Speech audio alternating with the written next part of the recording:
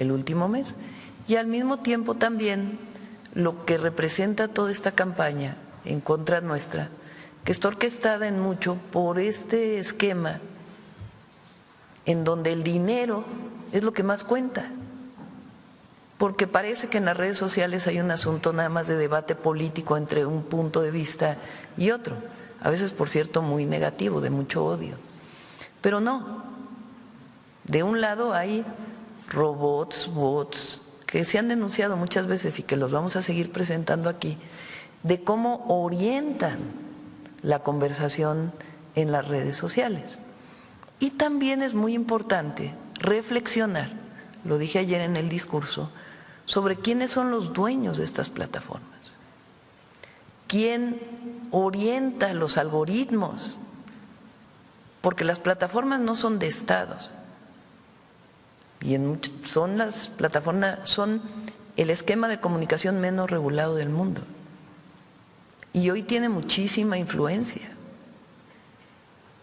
Y ahí destaqué mucho la encíclica del Papa León XIV, que si me permiten voy a leer algunos de los… ¿Los tienes ahí? Es que es muy interesante y es muy importante que este tema se discuta en el país. Se discuta desde las casas, desde las familias, cómo se usan las redes sociales, cuánto tiempo las niñas y los niños están en las redes sociales, la información que viene ahí, de todo tipo, y la ansiedad que provocan las redes sociales en muchos casos a las niñas y a los niños, que hay mucho escrito sobre esto, y también en términos de la política nacional, cómo influyen las redes sociales a partir de algoritmos y a partir de a quién le pertenecen estas grandes plataformas y cómo se orienta desde una perspectiva de muy pocas personas la conversación en una red. Mira, vean lo que dice el Papa.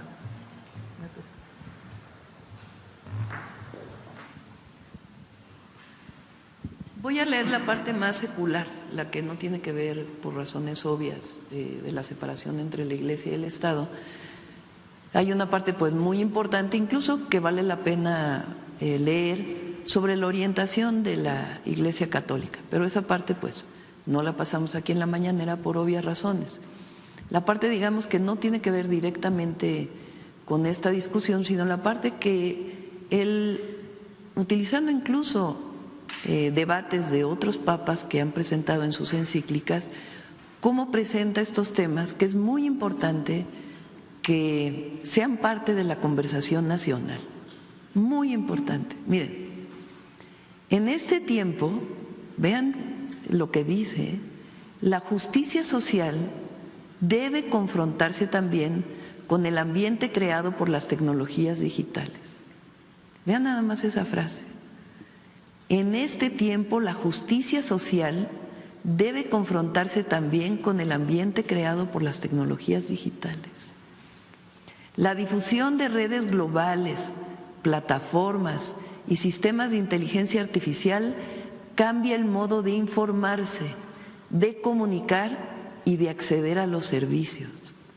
La justicia exige, fíjense, la justicia exige que se impide el seguimiento de nuevas formas de exclusión y privación de la libertad.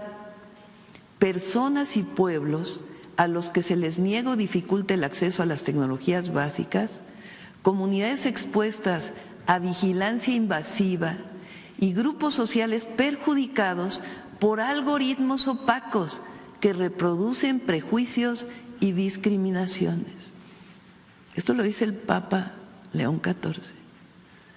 Un orden social justo en la era digital es aquel que garantiza a todos un acceso igualitario a las oportunidades, protege a los más pequeños y a los más frágiles, se opone al odio y a la desinformación y somete a control público el uso de los datos y de las tecnologías, de modo que el criterio no sea solo el beneficio, sino la dignidad de cada persona y el bien de los pueblos.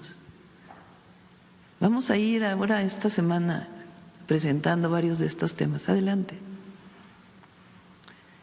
Un examen decisivo para la justicia social hoy está representado por la condición de los migrantes, de los refugiados y de cuántos son obligados a desplazarse a causa de la pobreza, la violencia, el cambio climático y los desastres naturales. El modo en el cual una sociedad los trata muestra si su idea de justicia está guiada por el miedo o por la fraternidad. El Papa Francisco invitaba a reconocer en los migrantes no simplemente un problema a resolver, sino una imagen viva del pueblo de Dios en camino. Personas con dignidad, recursos y sueños que tienen derecho a ser tratadas con respeto y piden la oportunidad de poder formar parte activa de las sociedades que las reciben. Vamos más abajo para…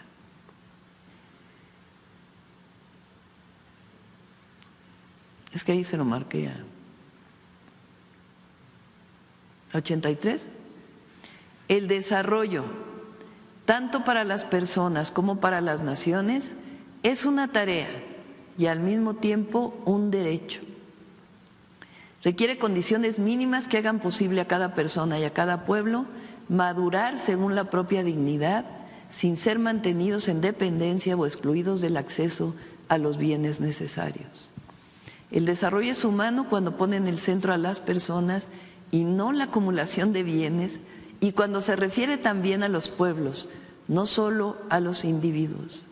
La justicia exige el reconocimiento de los derechos sociales y de los derechos de los pueblos e incluye la responsabilidad hacia los que verán después de nosotros. Vamos más abajo a ver la parte de inteligencia artificial. Está como en el 100, más abajo.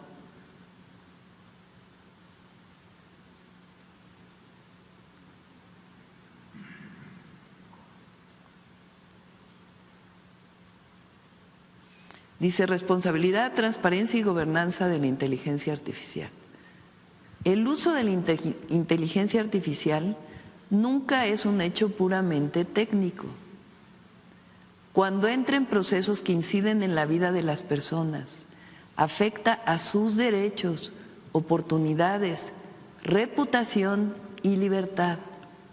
Las decisiones delicadas que repercuten en el trabajo, el acceso a créditos y a otros servicios y la reputación de las personas corren el riesgo de ser confiadas completamente a sistemas automatizados que no conocen la compasión, la misericordia, el perdón y sobre todo la apertura a la esperanza de cambio en el individuo, pudiendo así producir nuevas formas de descarte.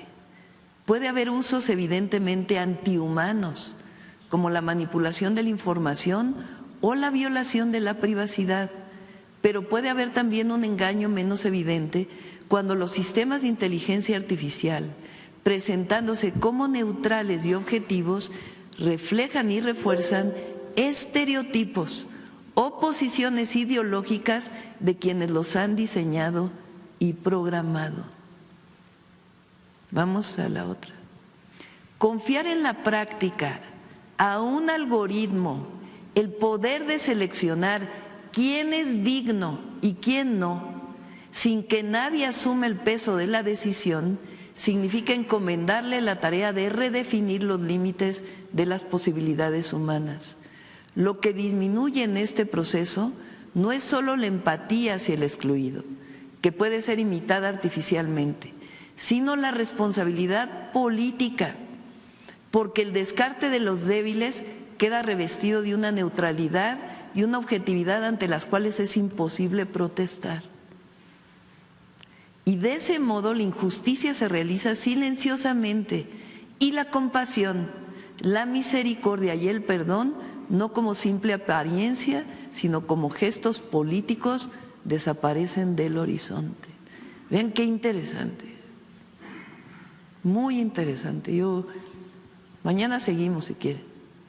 Muy interesante porque de verdad es un cuestionamiento muy profundo de los algoritmos de las redes sociales, del uso de la inteligencia artificial, de si realmente responden a un progreso de la humanidad o responden a otros intereses, incluso de la regulación de la propia inteligencia artificial, planteado por el Papa León XIV.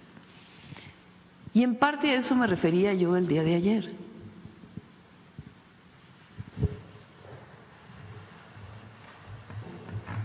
Cuando hablo de estas campañas que son pagadas, que entran en el proceso de los algoritmos y que vale mucho la pena, porque hoy las redes sociales se han vuelto pues el principal factor de información, comunicación, aprendizaje, pero tienen algoritmos, no es neutral y además se prestan a pagar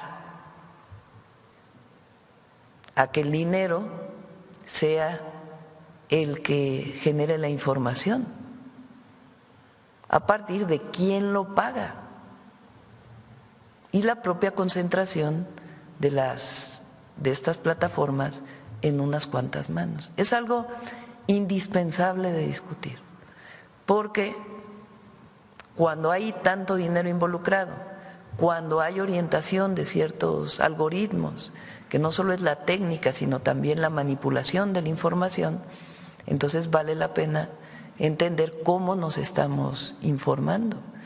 Y repito, discutirlo en las familias, en las escuelas y avanzar en nuestro país en que no sea una orientación de fuera quien está manipulando muchas veces la información y la comunicación.